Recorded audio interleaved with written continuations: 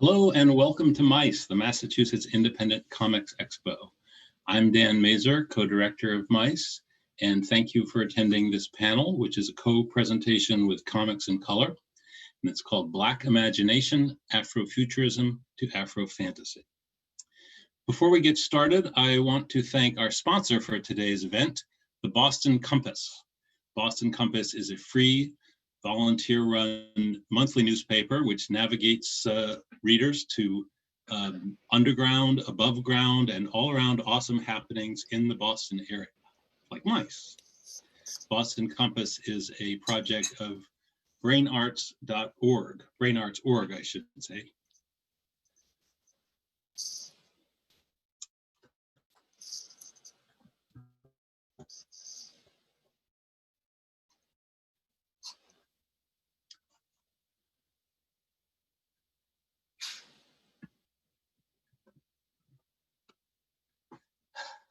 Okay. And thanks to all of our art advocates. These are our major contributors who help sustain MICE and allow the show to grow year after year. This panel is a co-presentation with Boston Comics in Color. Comics in Color is an organization that produces free and accessible events in the Boston community, which helps promote awareness of creators of color in comics and visual stories, as well as encouraging and supporting people of color to make their own comics, tell their own stories, and join the cultural ecosystem. I'd also like to mention that Comics in Color was scheduled to have its first festival this past spring. This had to be postponed for reasons I need not mention. So this panel will give a glimpse of what would have been and what will be when things get back to normal. In the meantime, Comics in Color is hosting its weekly meetups, monthly meetups online. This November 14th is the next one, and you can find it at comicsincolor.org. MICE is produced by the Boston Comics Art Foundation, a 501c3 nonprofit charitable organization that funds comic arts festivals, individual artists, and educational programming in the greater Boston area. If you like what we're doing, please consider making a donation today by using the donate button during this session. At the bottom of the screen, you'll also see a button labeled Ask a Question. You can use this button to ask a question and also to vote up questions that other viewers have asked. You can also take advantage of the chat function to join the conversation, say hello, tell us where you're watching from today. Finally, we are streaming this panel on our Facebook page, which is facebook.com/MICEXPO. And this is for viewers who'd like to take advantage of the automatic closed captioning that Facebook Live provides. And now I would like to introduce our moderator, Cagen Luse. Cagen is the creator of Lunchtime Comics, a biographical rendering of his family and childhood, and a very funny comic strip, which I highly recommend. Installments of the series have been published on the local alt weekly, Dig Boston, and can be found on various social media outlets. He also runs his own business, 950 Design, which can be found at 950design.com, that produces handmade items such as t-shirts, art prints, buttons, and note cards featuring his original artwork. Thank you, Cagen Luse, and take it away. Thanks so much, Dan. I'm really excited to be here and have this conversation with these amazing artists. We're going to hop right into introducing them. So first up, we have Mr. Greg Anderson Elysée. Did I say that right? All right, I practiced. Greg is a Brooklyn, New York born Haitian-American writer, filmmaker, model, and teacher. He is the writer and creator of the comic book series Isnana, The Were-Spider, and Marasa. He ran a column on Outhousers.com named Heard It Through the Grapevine, where he showcased independent creators of color and LGBTQ creators while presenting his thoughts on diversity. Now he writes for Bleeding Cool. Please welcome Greg. Next up, we have Steenz. Christina Steenz Stewart is a St. Louis-based cartoonist, editor, and professor. She is the co-creator of Dwayne McDuffie's award-winning graphic novel Archival Quality and is featured in several short story anthologies such as Eisner and Ignatz winning Elements Fire. The upcoming horror anthology, well, it's not upcoming, it's out, Dead Beats. Steenz launched and edited the popular RPG periodical Rolled and Told, creates community building comics, related programming, and is a frequent convention panelist. Steenz currently teaches cartooning, and she also recently took over Heart of the City, a national syndicated comic strip. That's pretty exciting.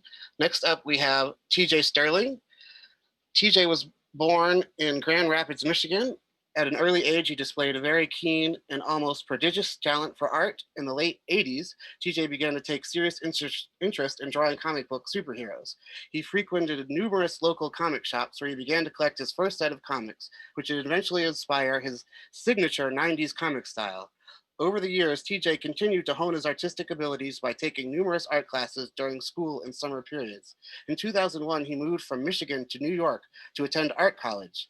During college, he worked for Marvel Entertainment here in New York City in its famous bullpen. After graduating college, working at Marvel and doing work for Dark Horse and Aspen Comics, TJ started his own comic book company, Ray Comics. The first book produced by TJ and his team of professional artisans was Okemos. TJ debuted Okemos at Okemos issue 0, at San Diego Comic-Con in 2015 and sold out his first print run. Then he would go on to sell out his second print run at New York Comic-Con in 2015. Currently, Okemos is on the shelves in 10 different comic shops across the nation and has been a fan favorite for the last 5 years. Next up, we have Barrington Edwards, our own Barrington Edwards. Barrington has lived and worked in the city of Boston as an artist and community activist for over 4 decades. He attended Hampton University of Virginia for 1 year, then transferred to the Massachusetts College of Art, where he earned his BFA in communication design and MSAE in art education. He has since worked in the worlds of art and design, education, and community development.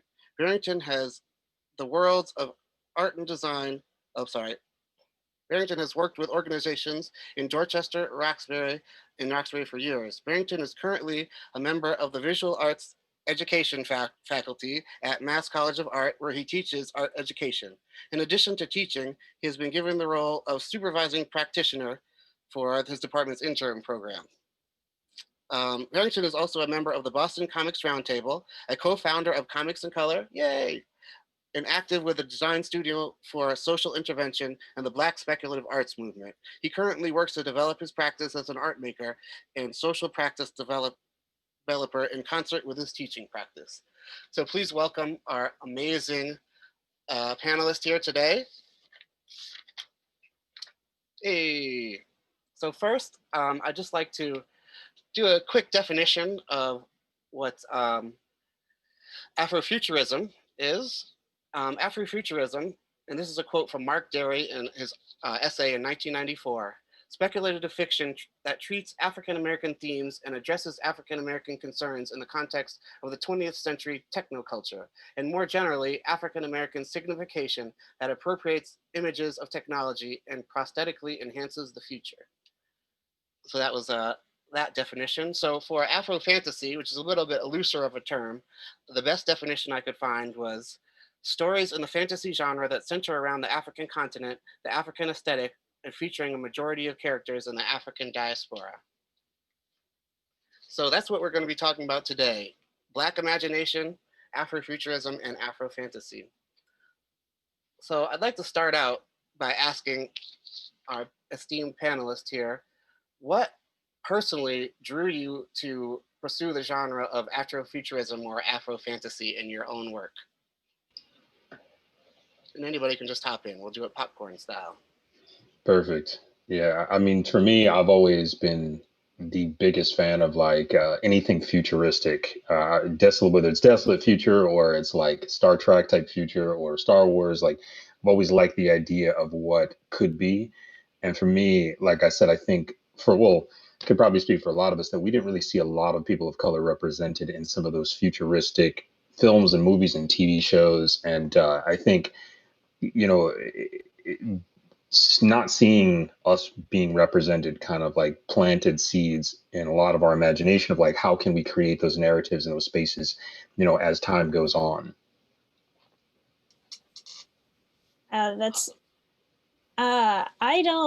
I was never drawn to that genre.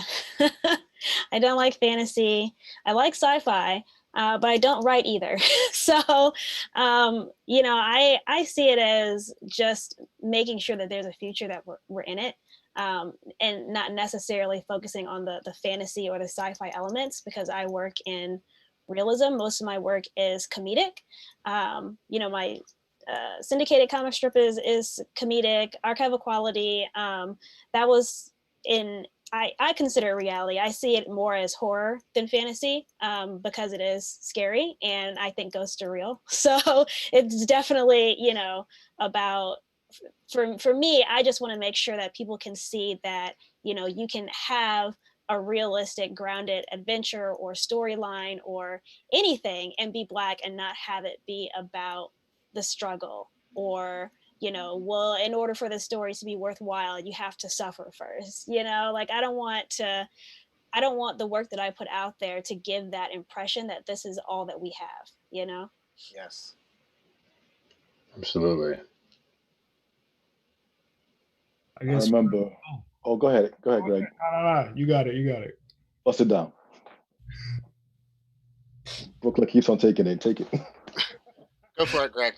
All right, so I mean, for me, I always grew up as a fan of anything that was speculative fiction, especially horror. My mom introduced me to horror growing up, and I was huge on fairy tales as well, which my mom also introduced me to, Greek mythology.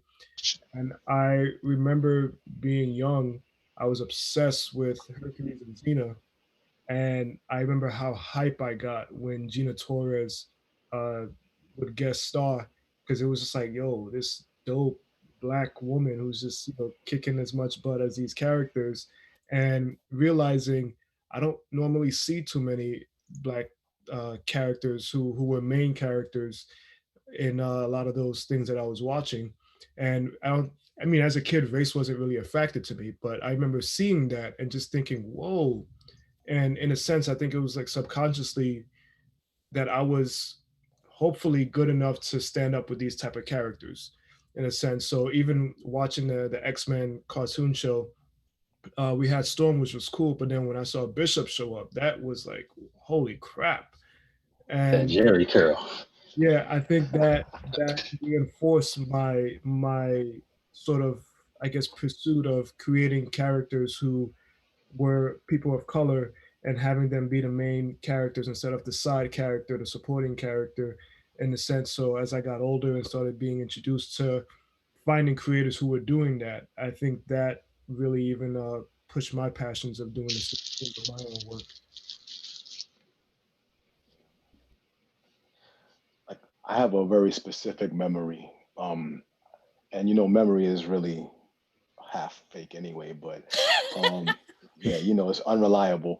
But I claim this as a real memory, no matter what you say. I had a friend in high school, and I was always drawing, and I was kind of labeled the art kid, you know, the drawer. And I had this. We would debate in the hallways about, you know, comics and comic characters. And this young white friend of mine um, pulled me aside and said, "B, you ever, Barrington, you ever think that you ever stop to think about the fact that all your characters, everybody you draw is white?" And the bell rang. We had to go to class, and I was like, "Oh snap!" It just hit me. It hit me like a brick, and it got to me to a level that I had to really think about it. And at the same time, because I was really focused on getting, you know, drawing the Marvel way, being able to draw the Marvel way, and that's what I wanted to do when I got out of high school. I wanted to go work for Marvel. Then I had to think about it, because at the same time that I was doing this, I was listening to hip hop, you know, and I was listening to KRS and Chuck D and Rakim and Too Short, right? I was listening, and I was, you know, living in Roxbury and doing my thing. And I realized, wow, there's a lot of different stories and a lot of perspectives that none of these characters, as much as I love them, really represent. So I think that was the time that I started to awake to the fact that this medium really wasn't, you know, there were a couple, of course, it was Black Panther and there's Falcon, but man, the fact that I could count them, and the fact that I, you know, because I'm critical, even as a kid, I was critical. I was like, I don't really like those characters. Made me think that maybe I need to add something to the canon. I think it's really interesting that, all of our responses have kind of linked back to the idea of seeing is believing in a lot of different ways, like with, with Greg talking about how, you saw Storm and then you saw Bishop, and when you saw Bishop, you were like, wait a second.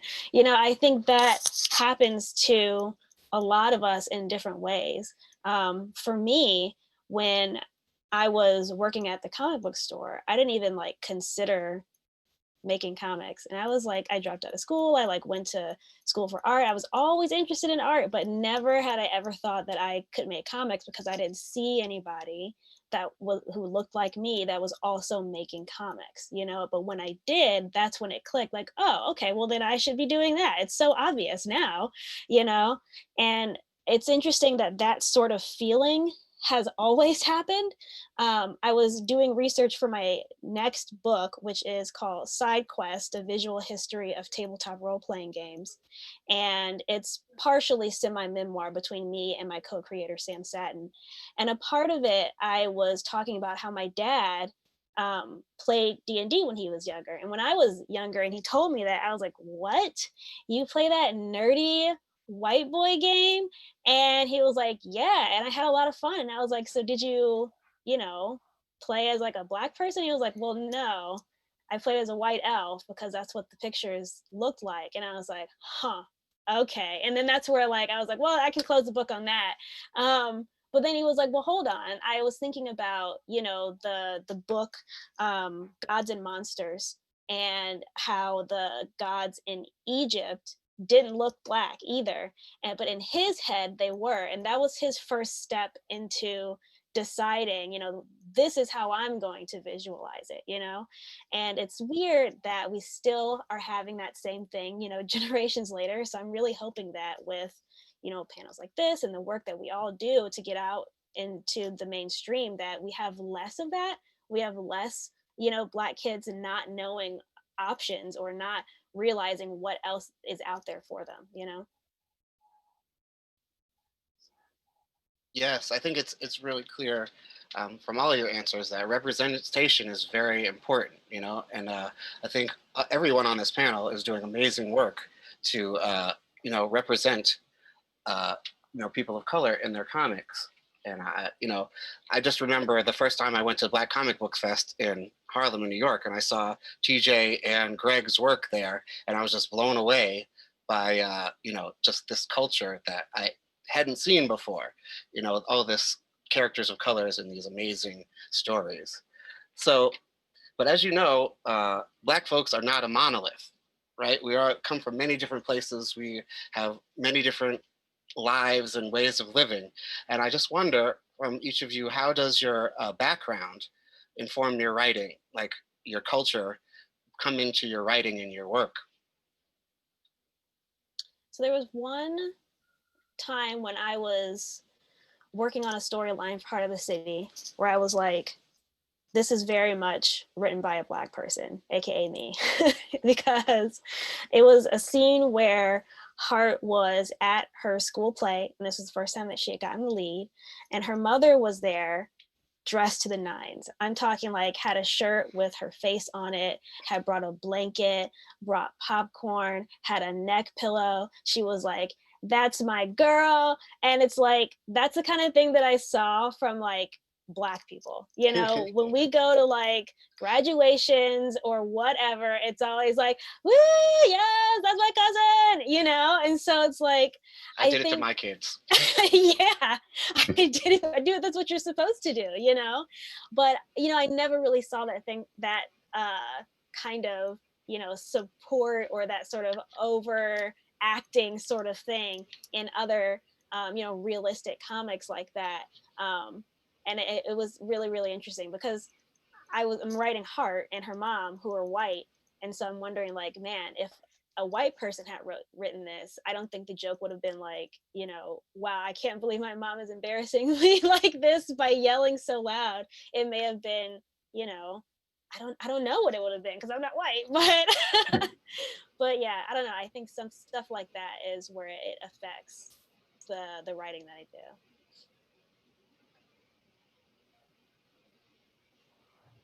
I'd say for me, as I mentioned earlier, I was huge on Greek mythology.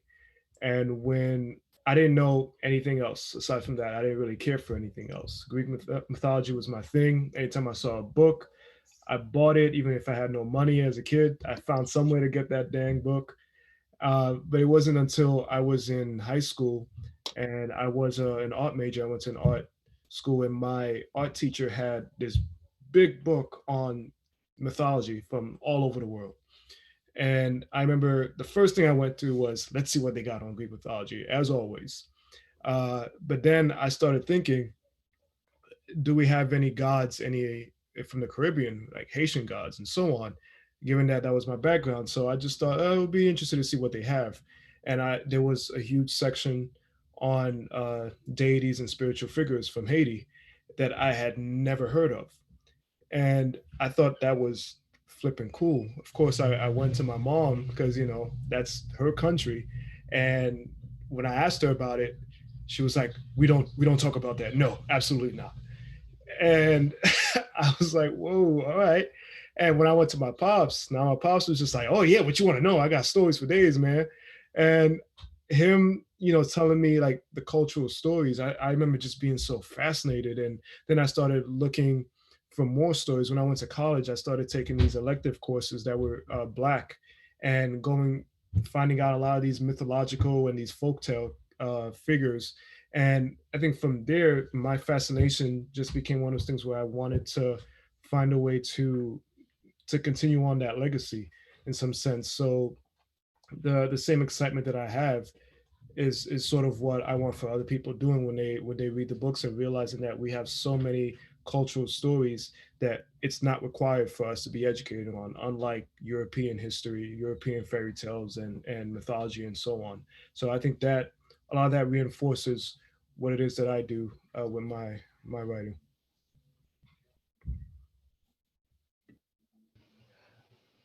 I think I'm gonna echo Greg a bit and then call back something that Cagen said earlier in the intro, that Blackness is not a monolith. We're not a monolithic culture. And I when I think about my background, honestly, if I'm being my most honest with it, um, I think my whole family was like Greg's mom, right?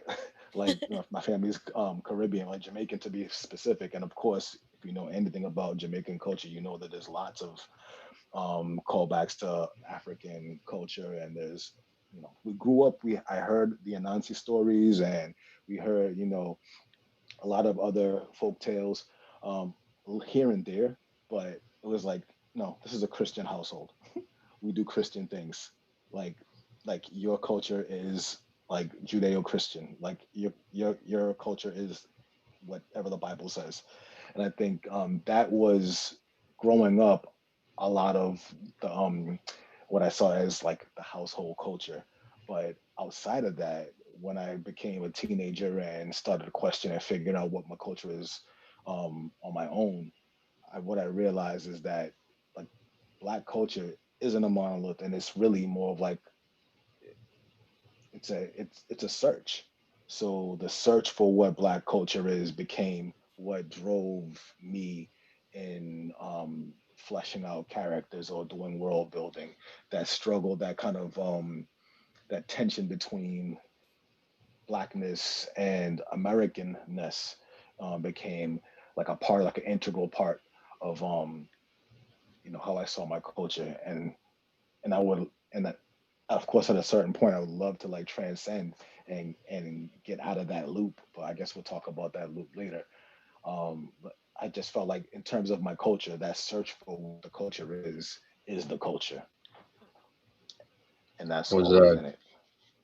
quickly just say that to piggyback back off what just Barrington just said, that's absolutely correct. I think for me, with my books, it's always been about self-discovery and learning and understanding the greatness of who we are, and the fact that there's so many different streams of not only history but consciousness in terms of, you know, being Black in different spaces too. I mean, I think for me as well, I was always kind of inspired by like my grandparents. Like my grandfather was in the Navy for a long period of time, and then the Air Force, and my grandmother was a nurse and also had an antique store. And they were very worldly, just intelligent individuals that were always just saying, hey, like, take a look at this, you know, list of Black inventors, you know what I'm saying, from all the, and the list is like a mile long. And I've always, as a kid, found that to be just so enlightening and powerful, and just like, oh man, this is the stuff that they're not talking about in regular school. Like,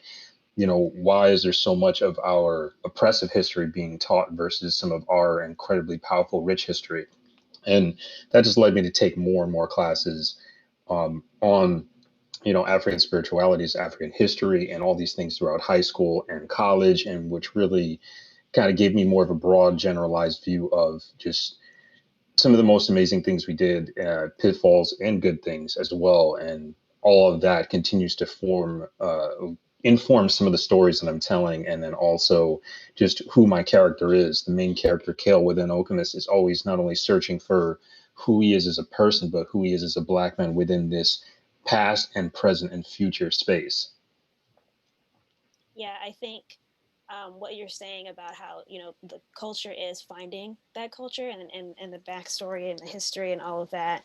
I mean, to be honest, the fact that we only learned, you know, oppressive history turned me off of history. I don't care for it at all. And I don't want to say it's too late for me, but it's too late for me. I'm not going to be interested in history. That's just all there is about it. And that's okay, you know, because I think it's just as powerful not just to focus on what our strengths are from where we came from, but also from where we are right now. You know, like who you are as a person is Black enough, you know? And I think that that's something that a lot of readers, especially comic readers today, are looking for in their comics. They want to be able to see themselves, you know, but they don't want to see themselves just as a historical figure, because it kind of gives them the idea of, well, this is what was, but I want to know what is, and am I a part of what's now, and am I a part of what's coming into the future? And that's why I focus so much on making sure that all of my comics, you know, whether they're slice of life or humor or horror, involves Black characters, because I want to make sure that we all know that our culture is also what we are partaking in right now and today as well. Great point. I find it interesting that, you know, to discover your Black history is such a kind of a personal journey. It sounds like from everyone that, you know, you're kind of spoon fed this, you know, history that they give us in school, but, you know, it leaves you very hungry to understand where you come from. And it sounds like we all have taken personal journeys to kind of find out, you know, more about our history, which I think I is haven't. well, I mean, sorry, Steenz, right? yeah, Except for you, who was yeah. fed too much I of that was. revisionism. I mean, Which I think it is was not valid. just from school, but also from my parents as well, who thought that was the right way to do it, you know? But like, I feel like being a part of, you know, the Nation of Islam that we were in, and how aggressive they were about, our past, it came off very hotepi and very much like, I don't need any of this anymore. I appreciate you, but I'm traumatized. Thank you. Right. Let me move on, you know? I was going to say that journey is often very traumatic, right? Yeah. So we have a lot of trauma in our past. Of course, there's all sorts of wonderful things too, but that trauma is sometimes very hard to get past. Like I can't watch any movies about slavery or Nope. those eras Can't do anymore. it. It's just too much. Yeah. On that note, I wanted to talk about time travel a little bit. You know, I just recently watched Lovecraft Country, which is an amazing show. I don't want to give any spoilers, but there is definitely some time travel in there. And it got me thinking about time travel and what that's like for people of color. And I think about, you know, Octavia Butler, the queen of Afrofuturism, and her novel Kindred, and how that kind of, tackled that the idea of what would it be like for Black folks to go back in history. So I just want to hear from you all. How do you think that? And I know that TJ, especially, you deal with time travel in your work. So how is time travel to the future or to the past different for Black folks? I mean, it's fundamentally different. I think when you watch a movie like Back to the Future, a character could go back to 1954 and be completely welcomed, completely fit right in, and versus someone like us, like we would not be able to have that same luxury. And I think that kind of definitely informs the storytelling. Like I think anytime I've seen any time travel movie or TV show and there is a person of color that's part of it, that narrative comes in there because it's just a reality. And I think when I project my mental space of this character into the future, it's more of one of those things that a lot of that stuff we've evolved past or we've grown past, or again, but there's still part of it because I feel like at some point in time, how do I say this, that some of these things that we are continuing to go through, it continues to lessen over time. I mean, as I think it was clearly I'm sorry, I'm just losing connection. So I think it was much different for our grandparents and our great grandparents who were in this country during just very different, turbulent times. And then we still have turbulent times now. And I think about it because it's like my 90-year-old aunt, who's going to be 91 in December, says, "Oh yeah, nothing's changed since I was a kid." And I'm just like, it blows my mind to hear that, because you'd like to think that in the future we are not dealing with these things, but we still are on lots of different levels. But it's kind of evolved and changed and masked. And a lot of people say like people have traded hoods for police uniforms, and there's a lot of truth to that. There's a lot of very scary truths to it as well. So I think a lot of it is, how are we evolving past some of this stuff, but how can the world change? Will it change? Who knows? Very escapist almost, like I don't want to read about right now because it's awful.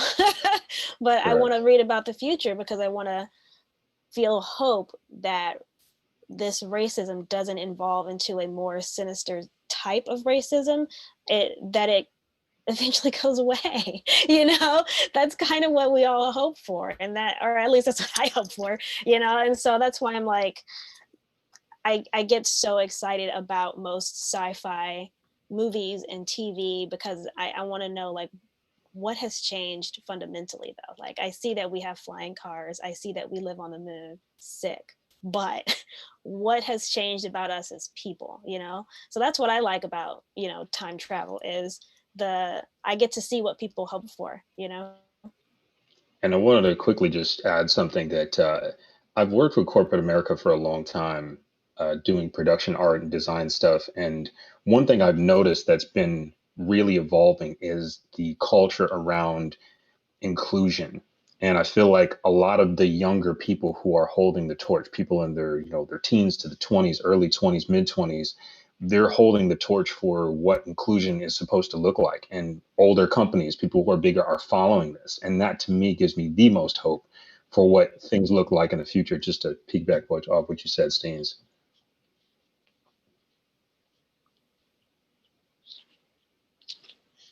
Anybody else want to jump in that? I got something. I knew you did, B. So waiting on Barrington to drop it.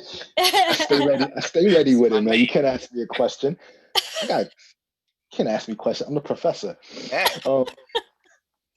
So it's kind of a theory, though. It's kind of a theory. So I think, first of all, time travel doesn't have to be different for Black folks. It just doesn't. Think about it like this. So you mentioned Lovecraft Country. One device that Misha Green in Lovecraft Country used was there's the grandfather paradox, the causal loops. And in most time travel fiction, people try to avoid it, like the plague. They avoid doing something different in the past, when they go there. She leaned into it. They leaned into it, and they used the idea of the causal loop, and oh no, you are here. You exist because of this causal loop. I think we as writers and as artists as Black writers and artists, are actually in a causal loop ourselves, and we are continuing this conversation, the same thing that we're talking about, we're continuing that in our work because we keep going to the past to undo the things in the past through our writing and through our art. We keep trying to like, you know, to show alternate futures, and then the backlash is when it comes out in the real world, we still have to deal with the present. We still have to deal with the backlash against the things that we create. I'm thinking of Black, right? Mhm. Black Mask, right? There's like when you really try to confront the past, you're going to get conflict, and that's, I think we in a way stay in this causal loop. And I love what everyone is saying. If you can imagine past, way past, like you have to go not 100 years, not even 500 years, but you have to go 1,000, 2,000, 3,000 years into the future to any place in time where racism is not going to be an issue on the table, or in the past or in the future. I mean, my good friend John Adegaji is writing a film where it's going into pre-colonial Africa, right, and then moving forward into just like Octavia Butler does in Wild Seed, or in not Fledgling. There's another in the Xenogenesis series, right, where you so far into the future where race, like who gives a f about race, like. So I think we have to sometimes give ourselves permission to go that far so that we can go back and now think, because we're still thinking about race and racism. But it would be nice if we could actually just enjoy the future and just create. Mhm. That's my theory. I think it's a good theory. I like the idea that we are those butterfly wings. You know, we're the ones that are changing the future now. There's an alternate universe where all of us decided we didn't have time to do this panel, you know? So like, I'm just saying, like, there's so many universes out. I'm like one of those people who believes in alternate universes and ghosts and stuff. But I like it. I do believe that it's everything that we do is indicative of what's going to be. So we have to be really deliberate with our choices and what we say and how we say it, because it all matters at the end of the day and at the end of the millennium. And I like the idea, Barrington, that you brought up. You think about, okay, you travel 5,000 years in the future, we may be past racism at that point. But also, if you travel to the past, right, there was a time before the imperialist, the colonial era, where there wasn't racism, Mhm. right? That people were existing in their own little areas, and without that sort of intermingling of people that caused some people to fear people and caused racism, which I think is a really interesting point. One of the first comics I did was just that, going into pre-colonial Africa and trying to figure out, okay, if we were the first in everything, right? Because that's a lot of Black folks say that we're the first in everything. True. We're the first. So if that's true, then that means we're the first arch supervillains too. We're the first like psychopaths. We're the first everything. So you got to own all of that. So let's tell those stories. Like, keep that same energy. Right? Yes, and we should, our story should be able to be, we should be able to be villains or heroes or anybody along the way, right? Because it's oftentimes we get typecast into these very kind of boxy roles. And, it's okay for us to make bad stories too, right? I mean, Yeah, I mean, that's one of the reasons why it's so important for people to just create as much as possible as soon as they have the idea. For one thing, if you wait until you're ready, you're never going to be ready. But also, we need more. Like, I want to be one of like 50 comics that you can read with like a main Black girl who is just weird and has strange conspiracy theories and stuff like that. Like, I want to see more of that. I don't want to be I like being the first, but I also don't want to be the first. It's a lot of pressure, it's a lot of pressure. But I do think that I lost my train of thought. So. No, but good points though. It'll Good come point. back to me. Well, I'd like to just ask you, Greg, did you have anything on that one? Everyone stole my answer. That can happen. So I wanted to just put it out there for you all. If you had any sci-fi or comics or generally people who influenced your work that you'd like to bring up and share with us.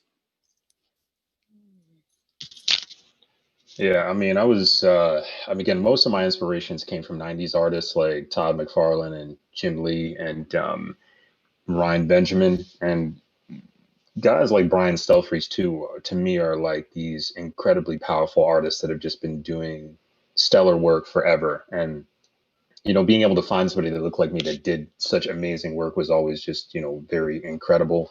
And then the fact that their stories are really dope too, I guess just always got me. And then I get into more painters and then more sculptors and just like amazing things. And I'm forgetting the name of this woman, but she was a sculptor who I was heavily admired and just inspired by her work. She sculpted just like, those Greek sculptures. She did stuff like that. And I have to look up the name because it's killing me that I can't remember it. But was it Augusta Savage? Yes. Thank you. Yeah. Just finding these interesting stories and these interesting artists that are just doing amazing stuff. And then like our animators, our Disney guys, like yeah, man, there's a lot.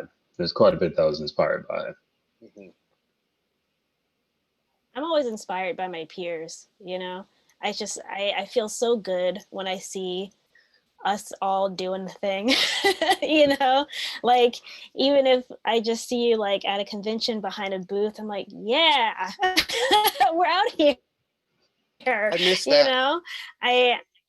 Yeah, I know, me too. We'll be back to it. I don't know. I think about like Jamila Rouser, and she did Wash Day and excuse me, and Bianca Eunice doing all of her comics about like punk rock and being a Black woman in the punk scene.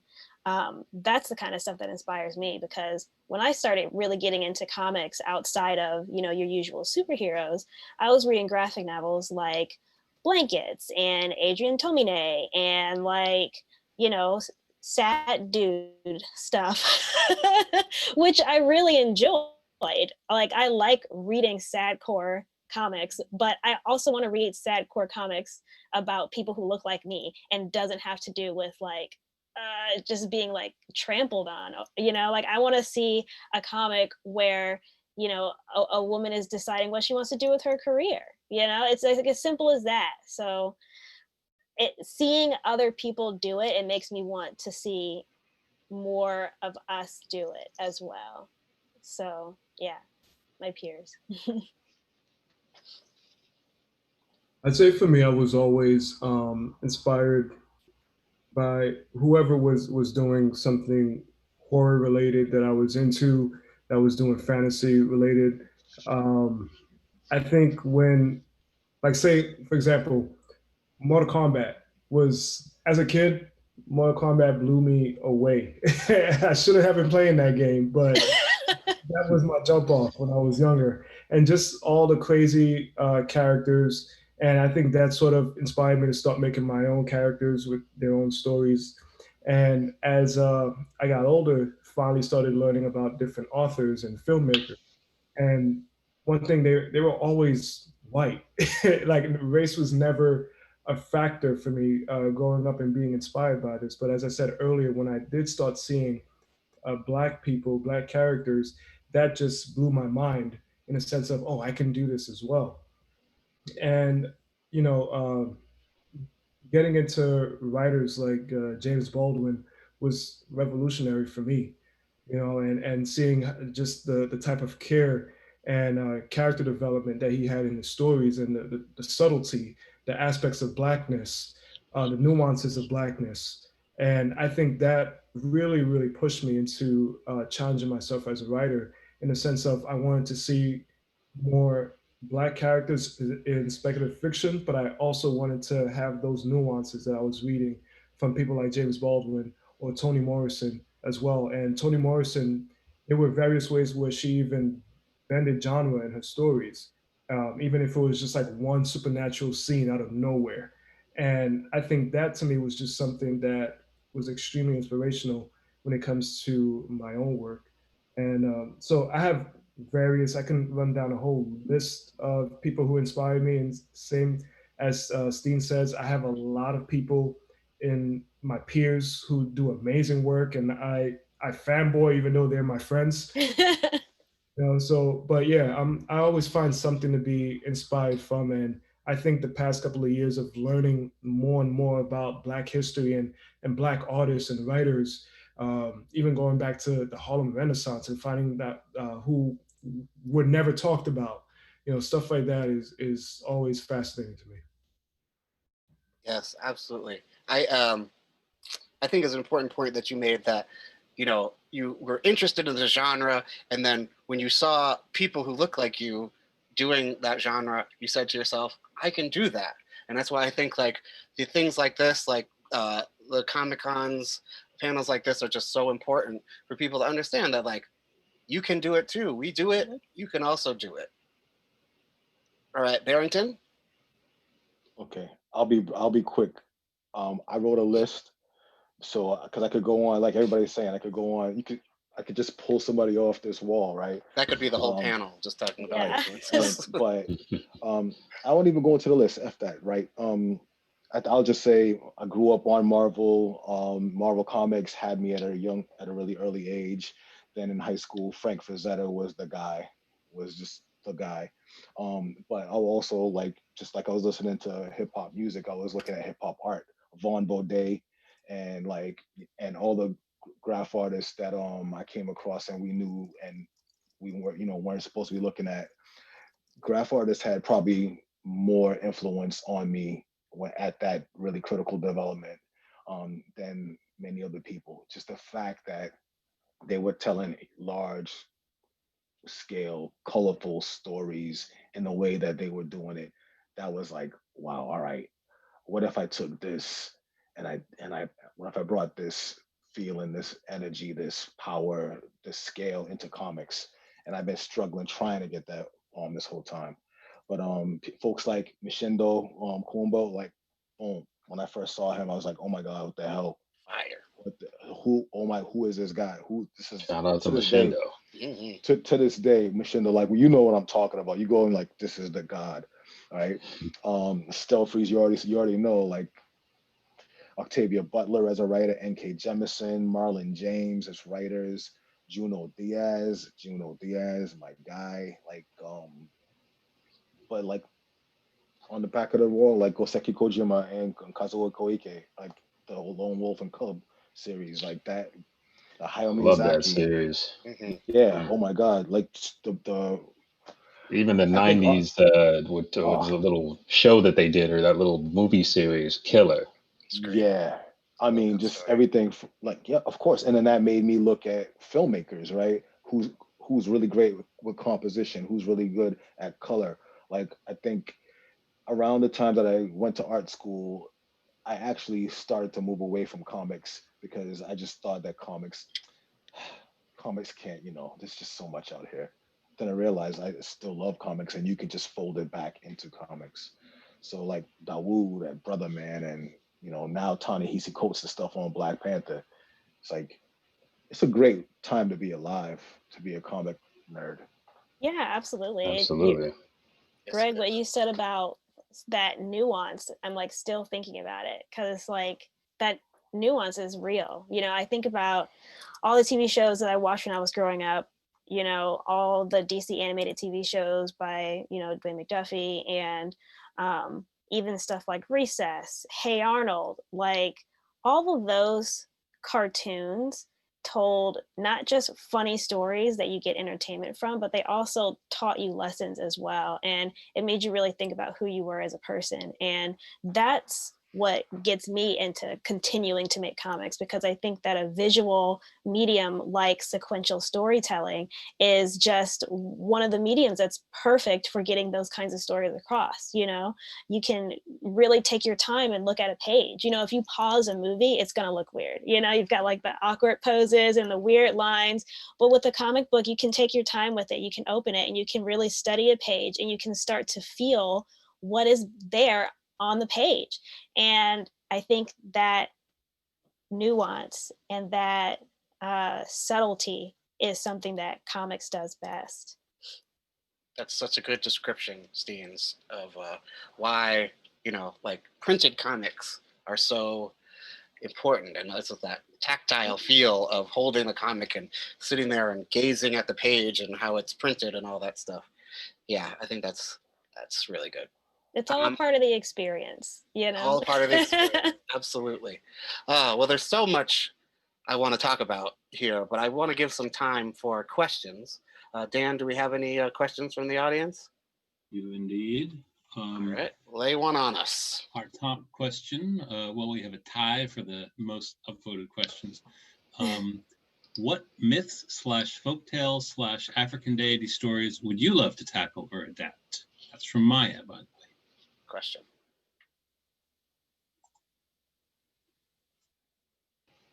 Well, my comic series is None of the Word Spider.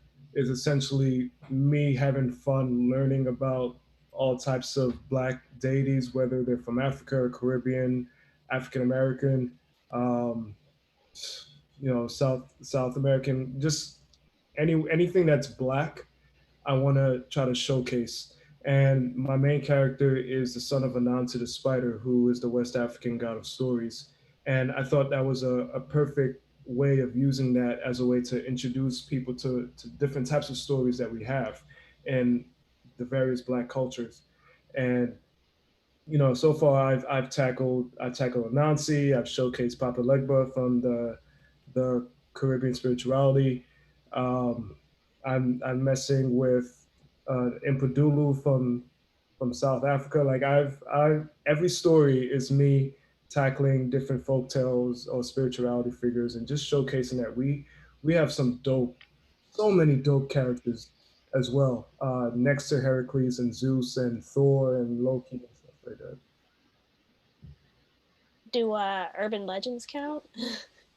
Because I, even though I have drawn 2 horror comics and all I think about and eat and breathe is horror, I still feel a little, I don't have a whole lot of confidence in my drawing style to do horror, but one day when I have that confidence, I would really like to do a new comic on Candyman, and I don't want to say his name again because no. Yeah, so you know, I think Redacted would be a really great comic to do, especially in like a format of like a book of a lot of short comics about different people who have interacted with Redacted. Uh-oh, you said it too many times. No!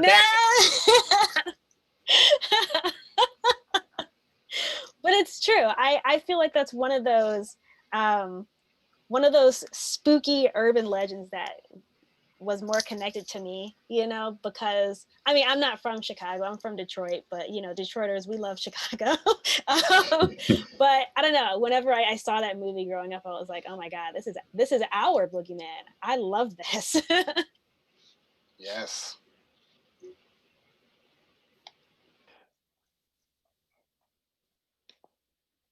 Anyone else have a answer that question? What kind of folk tales they'd like to work with? All right. Well, let's move on. Dan, do we have any other audience questions? We do. Tied for most popular question from Akira B is, how do you feel about, quote, fake diversity, i.e. Black characters made by white people? I've never heard it called fake diversity. That is hilarious. I think it all comes down, again, I'm taking it back to nuance, like really, because I think anyone can write any character. I think it really depends on what that story is, because if the story is a horror story, you know, and they're, you know, getting chased by a ghost or whatever, that doesn't matter. Write whatever you want. But if you're doing a story about identity, that's where it's like, I don't feel good about this, you know. That's why I feel like, I don't know, I love Miles because I love Spider-Man and Miles Morales is everything, but I also know that the nuance is missing.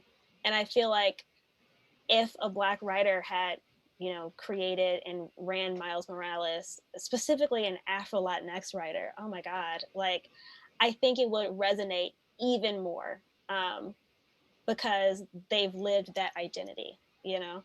So I think it just depends on the stories you're telling. Whatever, put whoever you want in your books, but just really think about what you're trying to say with it, you know?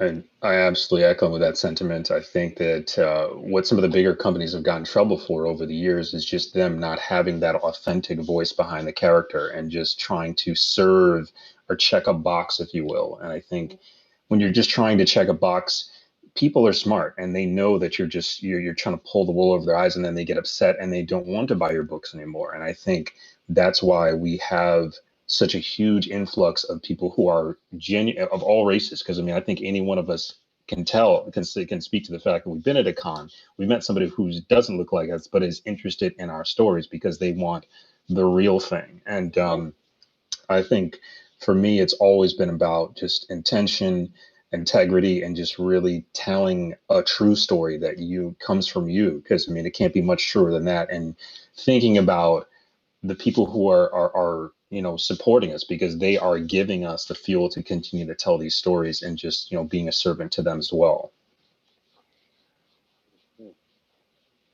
You ready for another theory?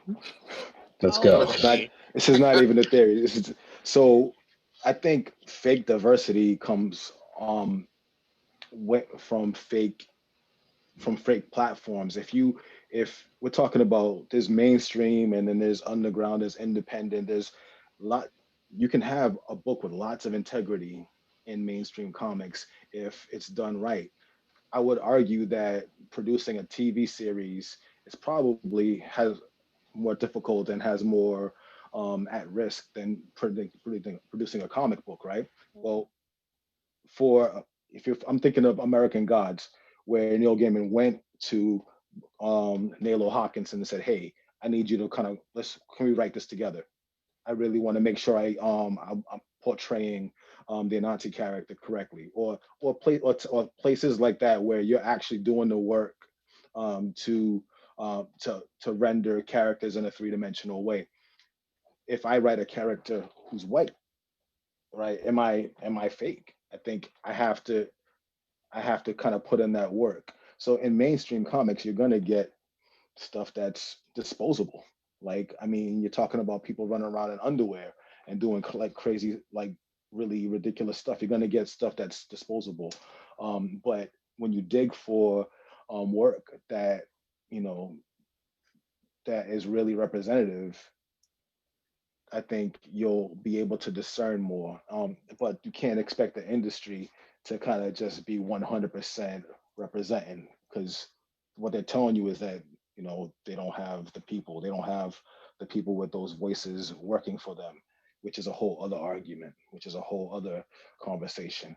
And I know that that's not really true. I know that, like what we say, like now there are definitely more people taking those spaces. TJ referred to it earlier. Yeah, there are more. They're going out and they're putting the time in because they know that those voices, the authentic voices, are important. Last thing I'll say is like there was a KRS-One like speech he was giving in Canada a few years back where he was talking about just this, that the mainstream companies, huge companies, are coming to people from the underground, whether it's in music, dance, art, scholarship, you know, whatever, to kind of add authenticity to what they're doing because the audience wants more of it. And I think And a good point on that is that it's up to us right? Us, the audience, and I'm speaking to everyone out there in the world, to support these authentic voices, you know, support the Kickstarters, you know, buy the books, you know, attend panels, you know what I mean? It's up to us to show that there's a market for these authentic voices and support them where you can. I'm sorry, TJ, were you gonna say something? No, I was just agreeing with Barrington. That was it. I do want to say one final thing, just piggybacking on everything that's just been said for this topic, is a sense that unfortunately, in a sense, we came to a point where we had to accept, I guess, what we're considering fake diversity in a sense. For example, let's use Storm as another example, created by white folks. Black Panther, created by white folks as well. But I think even going back to the whole nuance thing, the authenticity, I feel despite how much I love Don McGregor's Black Panther, I don't think Black Panther really reached its height until Christopher Priest started writing. And Christopher Priest, a Black man who sort of wanted to see more of that actual Blackness in Black Panther. And I think that was the reason why we have this, I guess, renaissance of Black Panther love now, is because when you go back, a lot of the context that we're reading of the stories comes from Christopher Priest's rendition of the character. And even going into, like, say, if we wanted to jump into Midnighter, who's a gay badass character from DC, to me, even though he was always pretty cool, it wasn't really until Stephen Orlando started writing him, who's another who's an LGBT writer, that we finally got so much amazing nuances that just felt very real.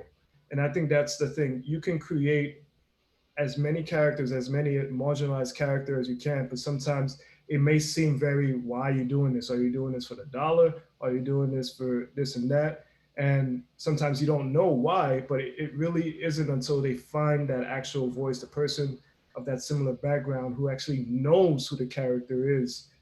I think that's when the character really blows up and becomes the representation that you're trying to reach.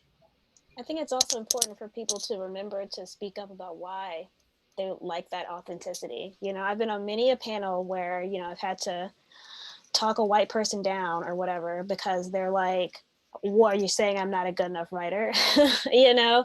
And it's like, dude, I haven't read your work. I can't tell you that. But also, it's just listen to why people want it, you know? Like, I was reading Misfit City, and one of the Black girl characters, her hairstyle changed like after 2 issues, and then it changed again after another 2 issues.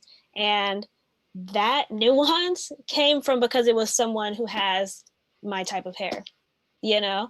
And it's like that small thing made me appreciate the comic even more because it felt even more real and more like, this is what I want to see from entertainment. You know, I want to feel like I could star in that role, you know?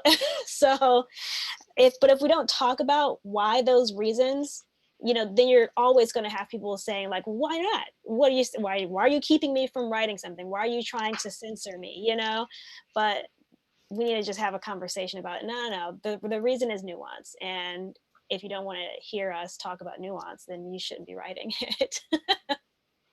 I feel you, Steenz. I saw that same thing happen with Bishop in the latest X of Swords. In the 3 different X books in 1 week, he had 3 different lengths of haircuts. From dreads. Yes. I mean, went to dreads to a high top. Then my man had like a low fade, like Blade. Like, Let's go. pick one.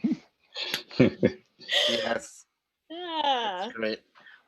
Do we have time for another question? Do we have time for another question? Okay, One more. We'll do one more. Let me see. Where are we? The next. This one has risen to the top. As an upcoming author, asks Ronnie LaVenture, do you think I should focus on releasing my book to a certain demographic, or should I just let it roam free? I think you should let it roam free. Yeah, let it jump off the branch and fly off, you know? I don't know how you would market it to a certain demographic, but I think when it comes to marketing, you have to think about what do you want to get out of something. You know, if you're trying to market it to a certain demographic, think about why.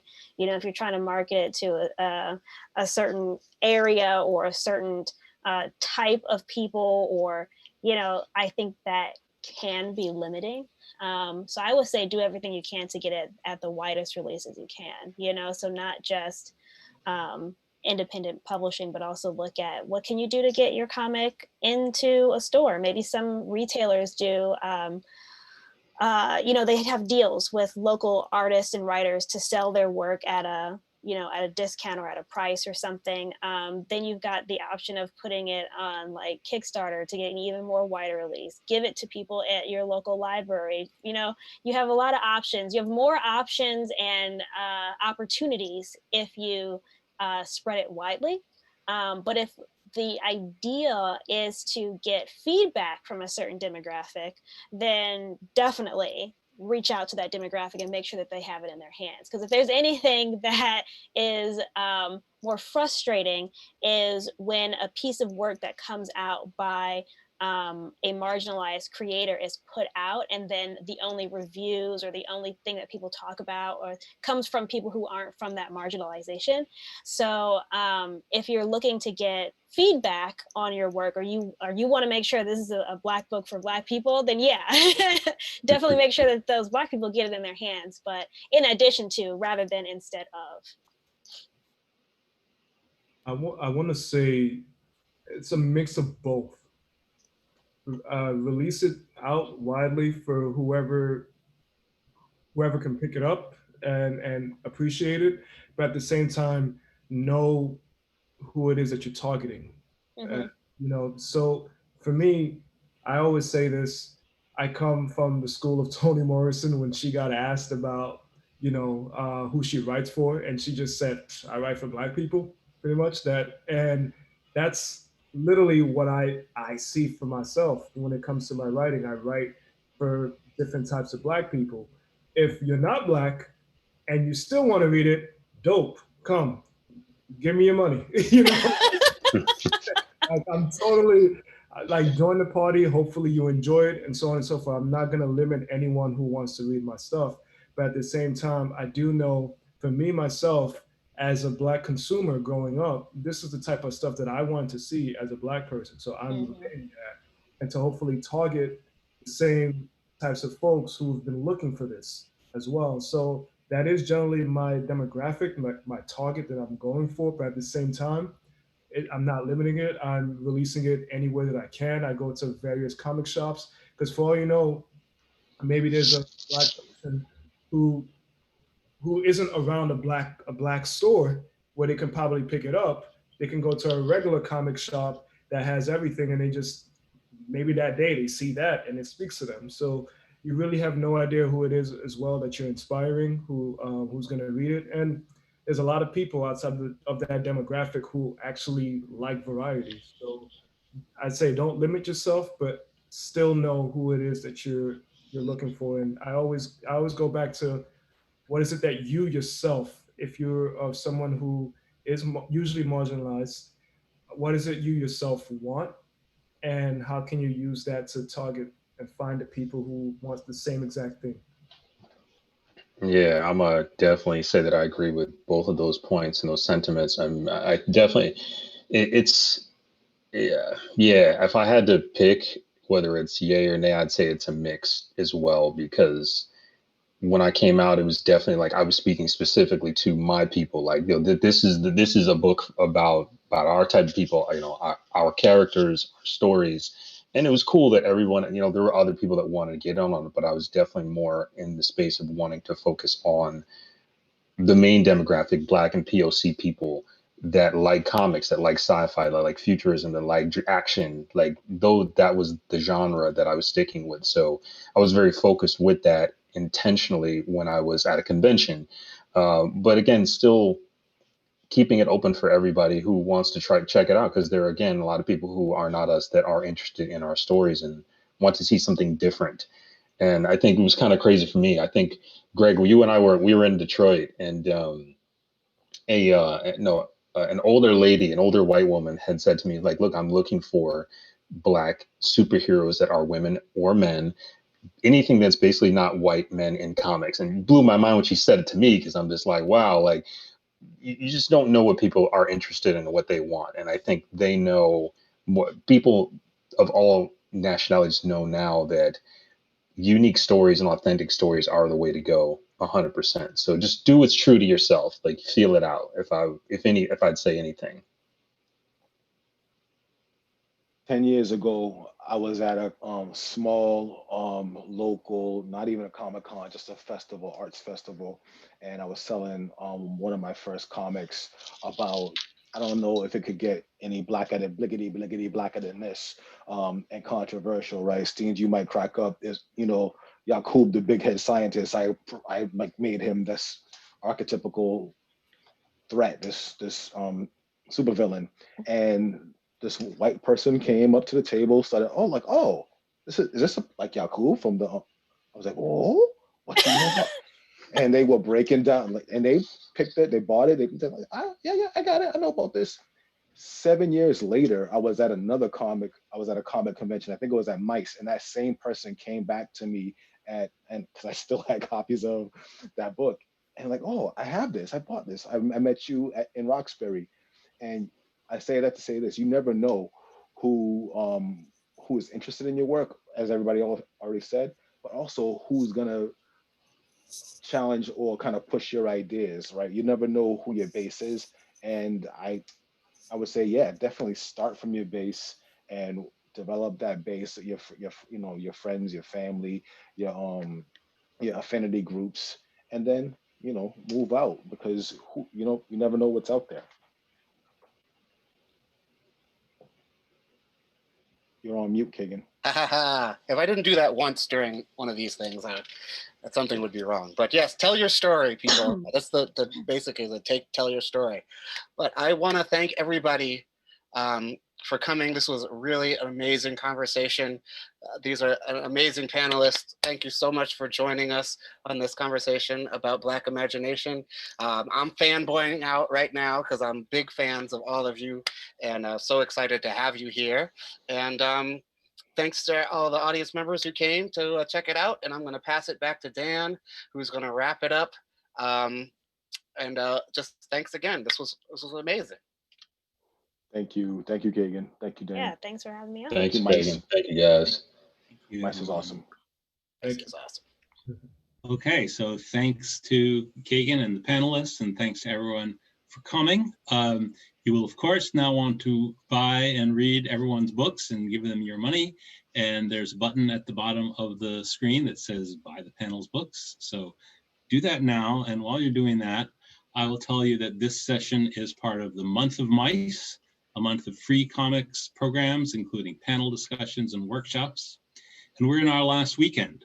But all of our program, including panels like Protest, Plague, and Politics and Remembering John Lewis through March, are still available to watch online.